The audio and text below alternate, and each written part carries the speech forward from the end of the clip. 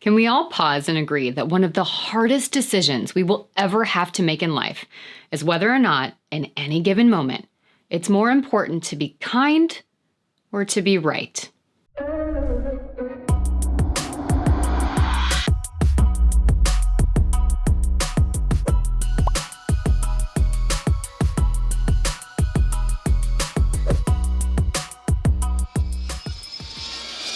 Hey everyone, how's it going? I'm Kira Wackett. Thanks for joining me for another video as we work to empower and equip you with the confidence and skills to write your own story so that you can live your life on purpose. Today we're talking about the importance of kindness and how to quiet the ego when all it's trying to do is win. See, sometimes my ego brain forgets that being right at the expense of others' feelings isn't worth it. I was fighting with Jordan the other day about something so ridiculous, I can't even tell you how it started. Have you ever had arguments like that? Ones where you get so activated in the conversation that your chest gets tight, you feel hot. You can literally feel yourself digging your heels into the ground. And even though you couldn't for the life of you tell anyone how you got here, you refuse to leave without being right. So for the sake of this video, I'm going to pretend that a sea of head nods just occurred and that I'm not the one standing on a lonely island here. I hate these experiences. Lost moments with loved ones when feelings overtake intention and values. Nights when exhaustion, decision fatigue, and burnout hijack your body and lead you down the rabbit hole of shame. It's almost like an out-of-body experience. I can literally watch it happening, but have no power to stop it. This happened the other night, as we sat going 10 rounds on what we said or didn't say and who was right or had the best reasoning behind their behaviors. I felt paralyzed in a repetitive motion. Everything he said, I had a retort. No matter how he showed up, I was ready to defend. All I wanted to do was let go of these feelings, remind myself how hard both of us are working to be the best versions of ourselves in our own lives and collectively, hug him, and move on. But instead, my black belt in passive-aggressive communication walked right on through the front door. And that, coupled with my incredible ability to put anyone through the spin zone, which Jordan and I call my ability to turn something entirely upside down and dump it on the other party when I feel threatened or wronged, is a metaphorically lethal combination. I know exactly what to say to make someone feel an inch tall.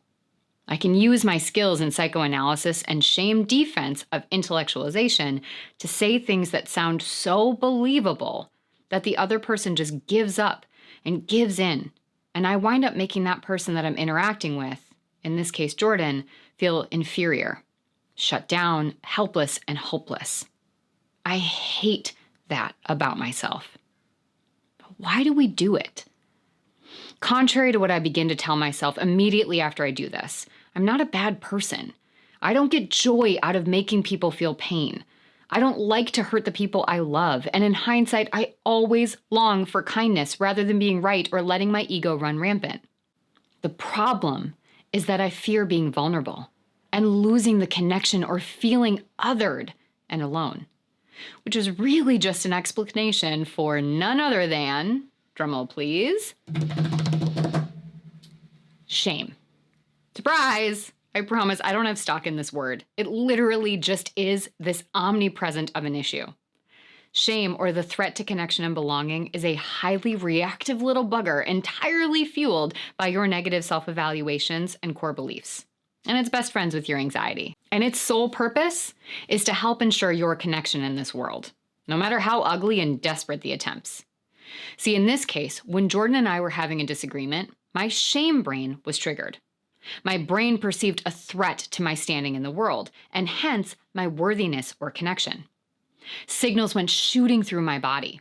Cortisol and a bunch of other yucky stress chemicals were dumped into my circulation, and my body went into defense mode. Now, logically, one could see that kindness, responsiveness, and compassion, for myself and Jordan, would have allowed that conversation to go way differently, and would have also been able to let go of the drive to be right at all costs. But shame is not connected to my logic brain. Shame is best friends with my fear brain, and when that part of your brain turns on, back here, all logic, which happens up here, goes out the window. Your brain assumes a fight, flight, or freeze response, which in relation to shame looks like one of the following. Freeze, becoming passive and allowing the other person or party to be right, or perhaps silencing yourself and letting them talk over you. Flight, shutting down, withdrawing, and either abandoning the conversation or just detaching yourself from it.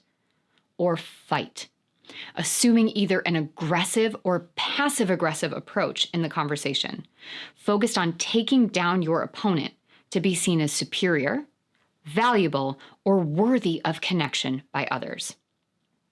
Now, my go-to mechanisms with loved ones are to fight. Years of therapy and my work in this field have allowed me to see how this has been developed through observation and experience within a family of flighters and fighters. No one ever wanted to admit they were wrong, confusing connection with power, obligation, and fear. From that, I internalized a belief that being right was more important than being kind, because being right would allow me to be safe in my connection. This was the way to stay on top. And while I know logically this is complete BS, we all know that knowing and genuinely believing are two different processes that take significant amounts of time to line up. In the conversation, Jordan could let go of his shame and ego a bit quicker than me, which is often the case, as he has far less trauma and is way less entrenched in shame narratives. He offered a gesture of kindness through lighthearted connectedness, making we statements, and even creating space for silence. Of course, these gestures at first were beyond irritating and only activated me more. But the more he held to them, the more I was able to turn back on my logic brain and remind myself that I wasn't going to implode my relationship of 12 years in which I do truly feel safe, loved, heard, and truly connected to and with over an argument I couldn't even explain how it started or what we were fighting about. Sure, I still wanted to be right, and if I'm being honest, I still feel that pull to tell you that I was. And I really would rather be kind. I would rather be vulnerable enough to say, I might have been wrong, and I know for sure I wasn't kind. I would rather be open to someone else having feelings about me and how I showed up where they were hurt, let down, or needed something from me I couldn't deliver, and hold that space to hear that. I want to trust that I can hurt people and make mistakes without that meaning I'm a terrible person or that they'll leave, but instead will give me an opportunity to learn. After what felt like an eternity, I could finally feel my body unclench, the heat no longer radiating around me, and my brain no longer focused on the next plan of attack, preparing for the final takedown. What can we do to stop this from happening over and over again? Well, the process is really twofold. The first step is to focus on downregulating your nervous system in moments of high activation, or when you feel that physiologic change in your body, like I described above, and assume that fight, flight, or freeze response. So you can do this by taking deep breaths, using techniques like belly breathing, figure 8, and square breathing. Taking a break and getting some space from the other person, the conversation, or even just changing physical location. Getting some cold water. Either drink some ice water, put a cold cloth on your face, run your wrists under cold water. And limiting nighttime conversations. This is when we're at our greatest point of fatigue, and as such, will be the most reactive. The second part is to focus on deeper healing. Rather than just treating the defense or response, we have to look at the wound. So for me, that is in training my fear brain that disagreements, mistakes, and wrongdoings aren't threats to my worth and value, but opportunities for deeper connection, growth, and vulnerability. An invitation for two people to show up to the tough situation with the choice of standing together or in opposition. It's not a place for judgment or shame, but one of kindness and curiosity for others and for myself. The fact that my shame brain is so quick to jump to the defense is a sign of the pain that I've endured. Judging myself for it isn't helpful. Instead, I have to be curious about what's happening inside my brain and body so that I can begin to understand it. Without that, there's no hope of truly allowing it to heal, so I can stop creating present and future pain for myself and loved ones. To do this, we need to ask ourselves, why do situations like this cause me such distress? What's my brain protecting me from? What does being right actually mean to me? What do I get from it? Is this an old story getting mixed up in my present? What would it look like to let go of these fears? What do I need to feel safe from myself and others? What warning signs can I identify that might indicate I'm getting activated? What could I do in those moments to try and stop myself from getting to this more reactive place? And while I do this reflection, I have to hold a balance between flexible grace and kindness, while also pushing myself to stay the course.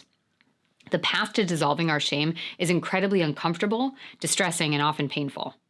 And it's the only true way to help our brain rewire itself to see interactions like this as opportunities rather than attacks. So as we come to a close, I'm curious, what comes up for you as you think about this topic? Where do you find your brain going? What are the next steps for you in letting go of the role your shame and fear brain play in these interactions? Be sure to let us know in the comments so that we can all keep growing and learning together and build that community of support that we know we need to dismantle and dismount the way that shame is showing up in our brain. And if you're looking for more resources on how to go deeper on this topic, be sure to check out the show notes and find links to resources such as different breathing techniques, the power of the 24-hour rule, how to differentiate between what's reactive and responsive communication, and more.